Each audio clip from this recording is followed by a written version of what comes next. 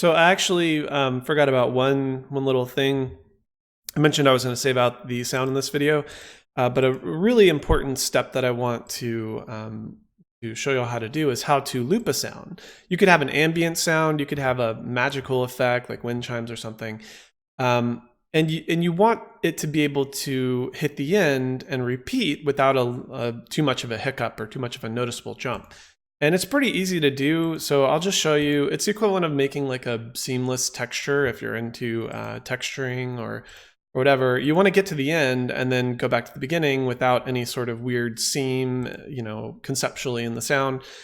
So right now, I'm going to show you another fancy hotkey. If you hold down Control and you double click this little sound item while holding Control and you double click, it will highlight the entire sound. And this is my play area.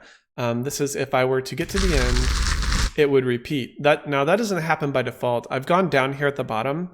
This little button right here, you can toggle repeat. So if you turn that on and you put your marker at the very end and you hit spacebar, if you have that on, it'll jump back to the beginning.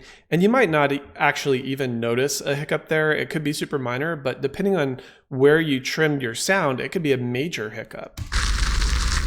So just in case, we're going to minimize that a little bit, and I'm going to show you how.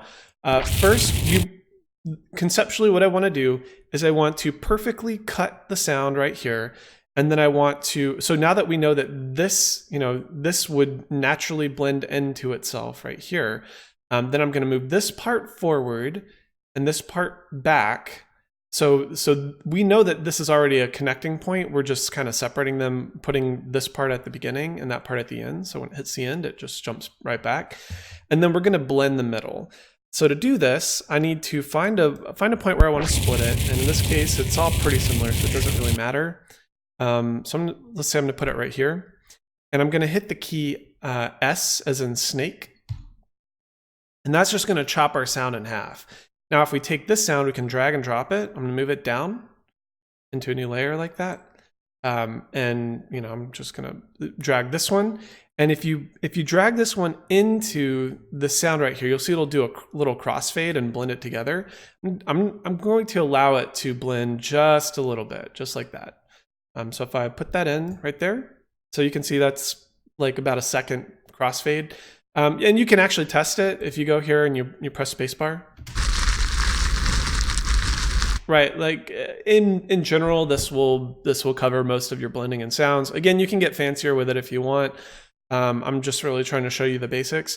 And lastly, all I need to do is to make sure that I perfectly, when I render out the sound, remember how we split the sound here and here. So if we repeat, this should actually connect, this beginning and end. Just to make sure that I get right at the end, I'm going to hold down Control again and double click the sound portion, and that's going to perfectly snap this from here to here.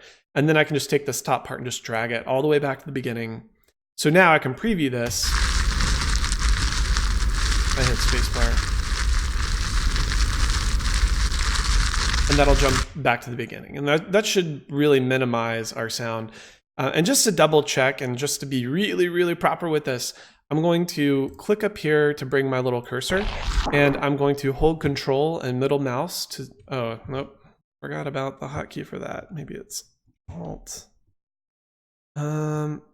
Actually, it's fine. There's a little bitty tail on here if you zoom in close enough. That will, and I thought it was, maybe if I select, let's try selecting this. No, well, anyways, there's a way to zoom in, but there's sometimes a little tiny bitty fade. If you click on the top corner here, you can actually fade out at the very end. And a lot of times it will default to having a tiny little bit at the very end. But because we want this to be a looping sound, we actually don't want any sort of fade, because that's going to have like a tiny fade out, and then we're going to hear that in our loop.